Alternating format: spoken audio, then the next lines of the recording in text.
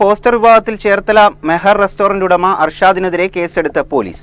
ബോധപൂർവമായി ചെയ്ത തെറ്റില്ലെന്ന വീഡിയോ വിശദീകരണവുമായി അർഷാദും നേരത്തെ സോഷ്യൽ മീഡിയയിലൂടെ രംഗത്തെത്തിയിരുന്നു.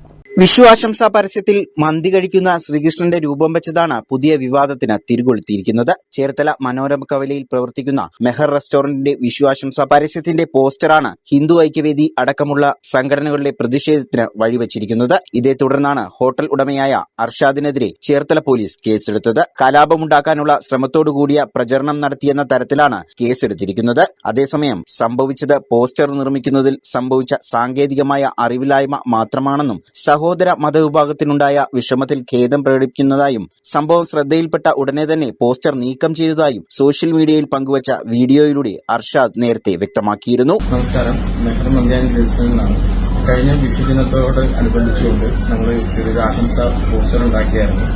അപ്പോൾ അത് നമ്മൾ തികച്ചും പുറത്തൊരാളെ കൊണ്ടാണ് ആ പോസ്റ്റർ ചെയ്യിപ്പിച്ചത്. എന്നാൽ അദ്ദേഹത്തിന്റെ അറിവില്ലായ്മ കൊണ്ട് നമ്മുടെ സഹോദര സമുദായങ്ങൾക്ക് ബുദ്ധിമുട്ടുണ്ടാകുന്ന രീതിയിൽ ആ ഒരു ചെറിയൊരു മനസ്സിന് ചെറിയൊരു വിഷമം ഉണ്ടായെന്ന് നമുക്ക് അറിയാൻ കഴിഞ്ഞു.